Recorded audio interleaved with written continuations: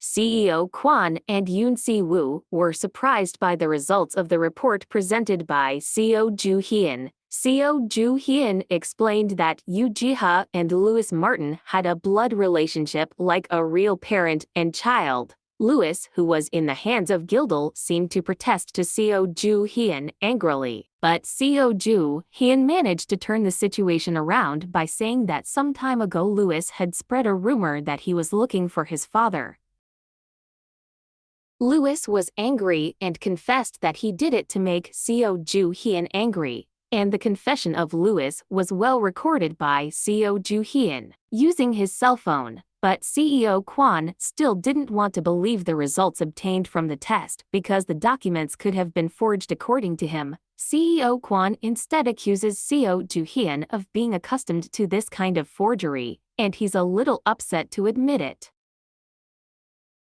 CEO Kwon is seen tearing up the report paper and saying that the test results are invalid and falsified, but Seo Joo-Heon said that he didn't mind if CEO Kwon wanted to retest Louis' DNA. Yoon Si-woo seemed hesitant because he saw Seo Joo-Heon, who was very confident, but CEO Kwon, who did not believe him, thought that Seo Joo-Heon would definitely do something later. CEO Kwon also told his subordinates to watch Seo Joo-Heon properly so that he could not do anything later.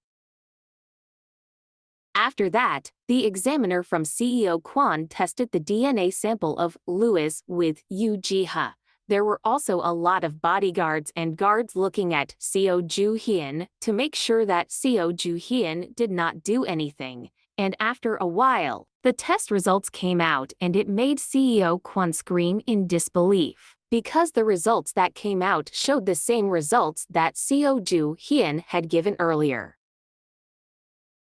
Seo Joo-Heon was happy when he saw CEO Kwon's frustrated face when he saw the test result. Yoo Ji-ha and Louis looked weak when they heard the fact that they were related like parents and children. After solving the problem that was here, Seo Joo-Heon said goodbye because they all knew the facts. CEO Kwon was very upset and angry when he knew he would lose someone he wanted so badly in front of his own eyes.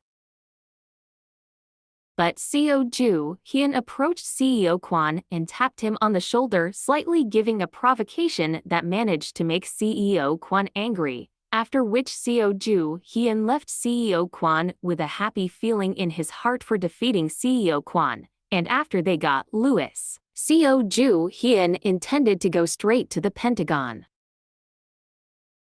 Seo Joo-Heon will go to the Pentagon by train because she still has to plan what she will do next, and it seems like Yoo Ji-ha also needs to work on his mentality along with Louis as they accept the fact that they are now parent and child. Seo Joo-Heon tried to break the ice as Yoo Ji-ha looked gloomy there. But it seems like Seo Joo-Heon's words didn't have any effect on him when the news of Yoo Ji-ha becoming Louis' parent started to circulate. Louis seemed to protest asking to be released, and he said that he would go together with Seo Joo-Heon to the Pentagon. But Seo Joo-Heon has no intention of releasing Louis just like that because she will keep him tied up until Seo Joo-Heon gets the Da Vinci relic. Seo Joo-Heon also told Louis to obey her and sit quietly if he didn't want to be tied up like that for the rest of his life. Seo-Ah, who saw the uncooperative Louis, was a little doubtful if this plan would go well. Seo-Ah was also worried that they would come face to face with the entire American government and make them her enemy. But Seo Joo-Heon calmed her down because she had also made her last plan if that really happened. Seo Joo-Heon intends to use the Shakespeare relic and make Louis obey her orders like what she will write there. And with this, Seo Joo-Heon intends to plan everything in detail and structured from now on. Seo-Ah again hesitated because using the relic would require a lot of dominance power, but Seo Joo-Heon was confident in the power she had. A green spark occurred on the tracks in front of the train, and a moment after that, Seo Joo-Heon felt something strange about the train she was riding as well as Seo-Ah, who looked surprised. The green sparks had now reached the other end of Seo Joo-Heon's train, and moments later there was a huge explosion from the train that Seo Joo-Heon was traveling in. Everyone who was affected by the explosion panicked and screamed in fear. Meanwhile, the rope relic moved quickly as it sensed Seo Joo-Heon was in danger. There was a second explosion on the railroad tracks which now left everything destroyed. A notification window appeared, saying that a tomb formation has appeared in front of them. The train of Seo Joo-Heon is now seen thrown away from the tracks in flames. Some of the train's carriages were seen destroyed and lying on the ground, while the rope relic appears to envelop Seo Joo-Heon to protect her. Not only Seo Joo-Heon, it seems that the rope relic managed to save all members of the Seo Joo-Heon team. Seo Joo-Heon was confused by what happened. She saw a purple light soaring through the sky. It seemed like they had been trapped in a tomb formation.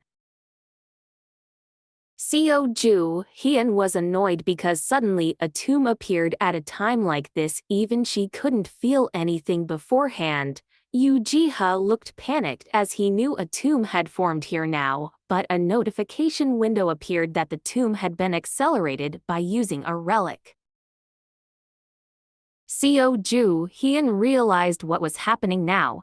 A tomb was about to form around here, but the time it took for it to form had been accelerated intentionally by someone. Seo Joo-Heon felt that someone was deliberately targeting them, after which Seo Joo-Heon asked Seo-Ah to gather the survivors of this accident. Seo-Ah seemed to agree, and Seo Joo-Heon also asked Seo-Ah to do it with Gildel's help.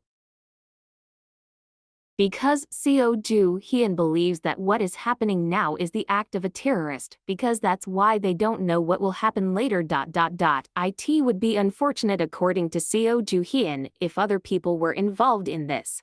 Afterwards, Seo Joo-Heon gave Seo-Ah the relic she kept in the past, to ward off attacks from Gildel, a Bai-hyung relic.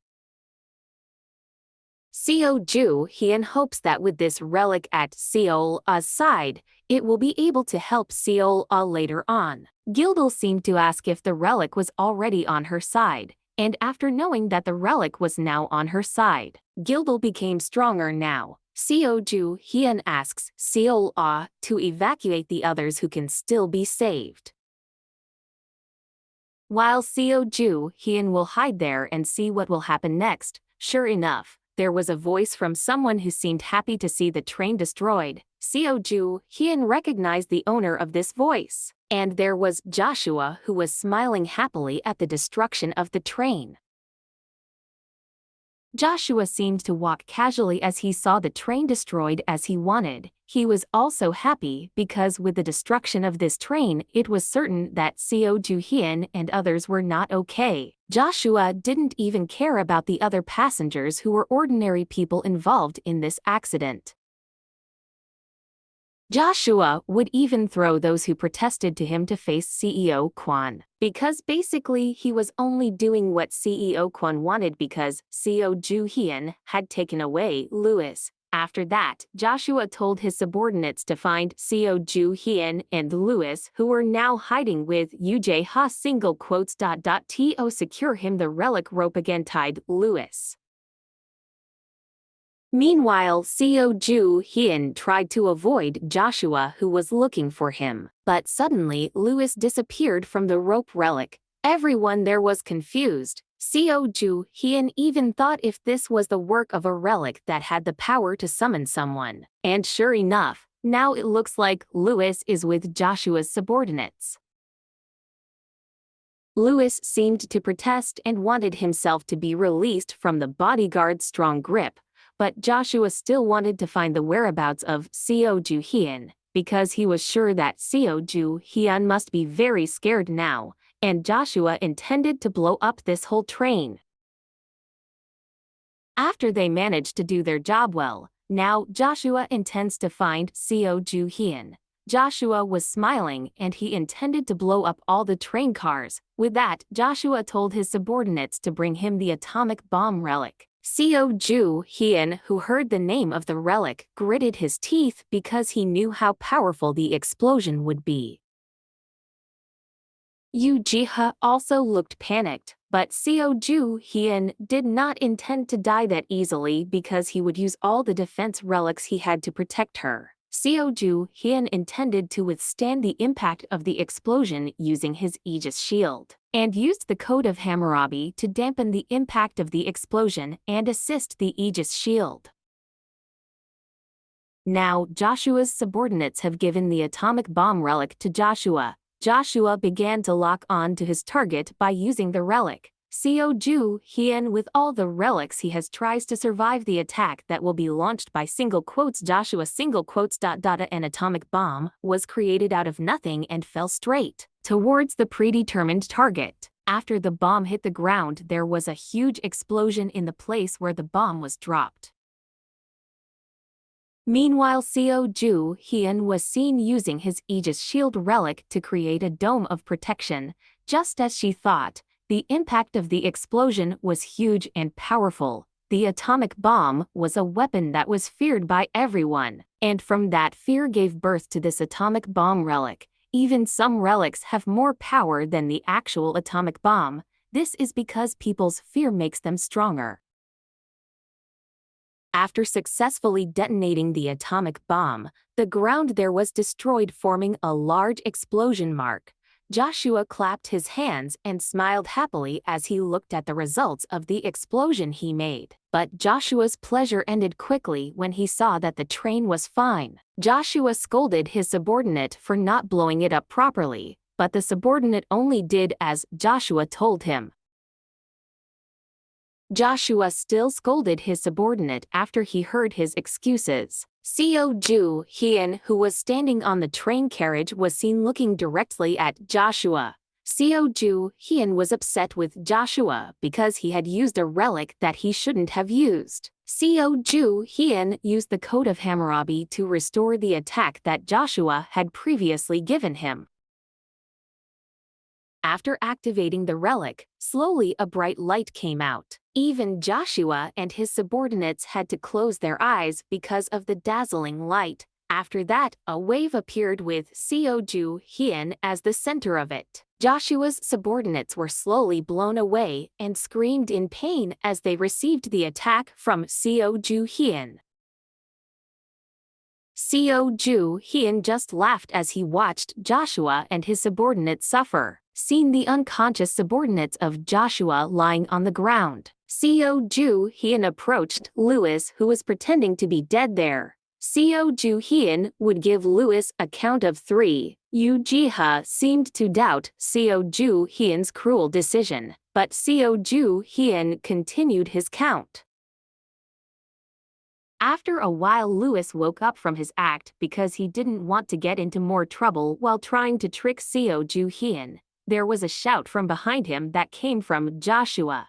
Seo Joo-Heon turned around and saw Joshua in his injured state after receiving his attack. But Joshua didn't seem to mind his wounds as he seemed to have other plans to do. Joshua looked at one of his subordinates and said that the subordinate must sacrifice for him.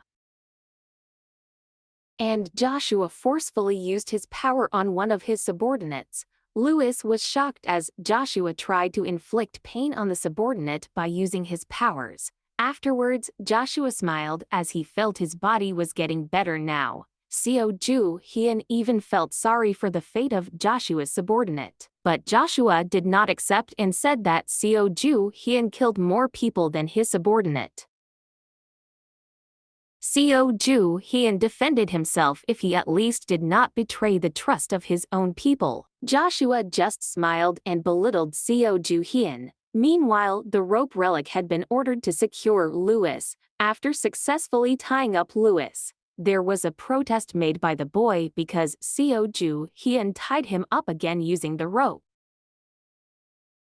Now, Seo Joo-Heon is ready to face Joshua, who is also very ready to fight with Seo Joo-Heon. Yoo-Ji-ha, who saw it from a distance, tried to supervise the fight between the two of them. Yoo-Ji-ha remembers the words of Seo Joo-Heon, which makes him have to help Seo Joo-Heon when necessary, but it seems that Joshua has known the whereabouts of Yoo-Ji-ha, who tried to hide.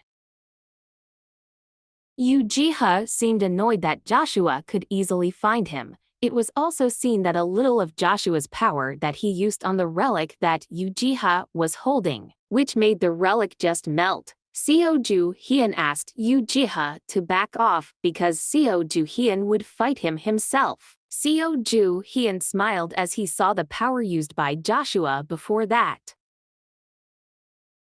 With his words, Joshua managed to destroy the relic, which was fine by using future domination, a power obtained by using the relic Nostradamus. Nostradamus was famous as a clairvoyant who could predict events that would occur in the future. And because of its power, sometimes this relic can predict some future events according to its interpretation, and provide information that is still unclear.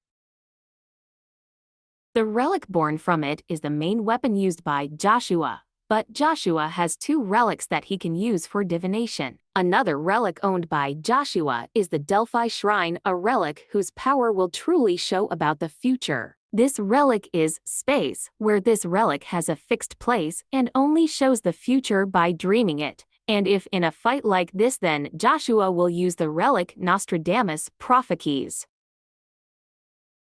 Because this relic does not show the future, but rather creates future events. Events that can be created according to what Joshua wants when using it. After seeing what happened to the relic Yoo-Ji-ha, Seo Joo-Heon realized that the tongue of Joshua was a very deadly weapon, and in that way, Seo Joo-Heon managed to find a plan to fight against him.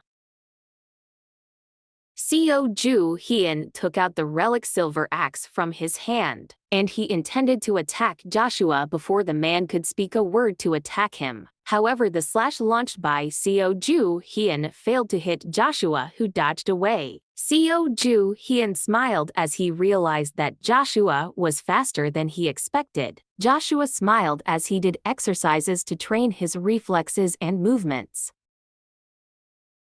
Seo Joo-Heon didn't want to waste his time and he went back for his second attack. But this time, the attack surprised him a little because Joshua was able to disappear, and moments later appeared behind him using teleportation. Joshua arrogantly underestimated Seo Joo-Heon, who would never be able to kill him no matter what he did. Seo Joo-Heon was a little annoyed to hear Joshua's mockery. Seo Joo-Heon then looked sharply at Joshua now because he was sure that this fight would not be easy, and with that, Seo Joo-Heon lunged at Joshua again to launch his ultimate attack on Joshua, who was prepared for whatever would happen to him. Seeing Seo Joo-Heon, who was still fighting with Joshua, it seemed that Joshua continued to underestimate the fighting ability of Seo Joo-Heon. Joshua, who began to be arrogant, was thinking about how he would kill Seo Joo-Heon. Even Joshua had the intention to torture Seo Joo-Heon first before he would finally kill Seo Joo-Heon. Seo Joo-Heon just looked at Joshua with annoyance as he began to talk about how he would kill him. Seo Joo-Heon galloped towards Joshua, preparing to repeat his guess again, and it looked like Joshua was panicking because his divination power was not working when Seo Joo-Heon was about to attack Joshua. But Seo Joo-Heon did not care and gave a hard punch right in Joshua's face. The punch managed to send Joshua to bounce back and fall on his back. Joshua looked upset because he had previously used his future domination, but the power did not work properly. Seo Joo-Heon approached Joshua with his scary face, where he was now taunting Joshua for being defeated by him. Seo Joo-Heon also challenged Joshua to guess what he would do for the next 10 seconds. Joshua, who had been caught, could only surrender and fear. Meanwhile, Yoo-Ji-ha, who saw them fight, was amazed by Seo Joo-Heon, who could beat Joshua. From a distance, Yoo-Ji-ha only saw Joshua, who was beaten badly by Seo Joo-Heon.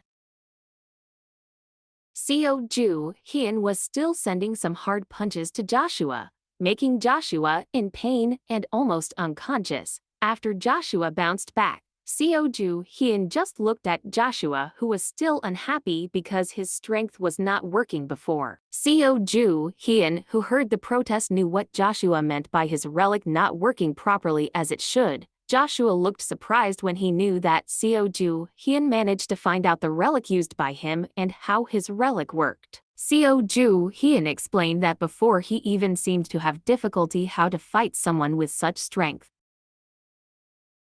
Seo Joo-Heon found an idea to fight such a relic by putting on an earplug so that the words of Joshua could not be heard so that his power did not affect him. Joshua was surprised when Seo Joo-Heon could think of such a way to fight him by using an earplug, but the earplug used was not an ordinary item but a relic that had the function of making noise so that Seo Joo-Heon could not hear anything.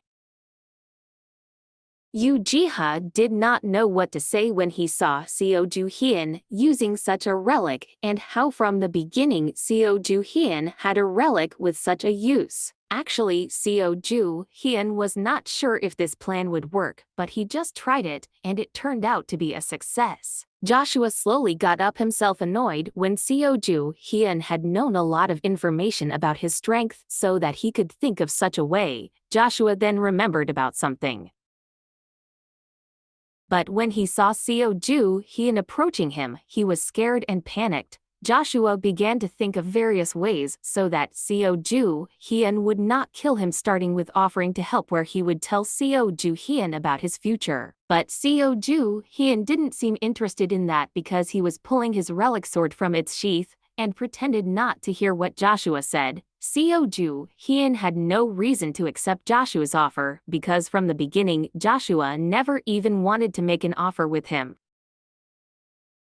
Seo Joo-Heon, who did not want to waste a long time, immediately slashed Joshua with his relic sword and made Joshua's head severed from his neck. Yoo-Ji-ha and Lewis, who saw it, were very surprised by what happened before his eyes. Joshua's head was seen rolling on the ground, but shortly after that Joshua's head turned into someone else's. Yoo-Ji-ha, who saw the confusion, while Seo Joo-Heon already knew that what he cut was a copy. After saying that, slowly Joshua's limp body turned into another person. Seo Joo-Heon, who had seen the change, fully knew that the person he cut was someone who looked like a prisoner of a prison.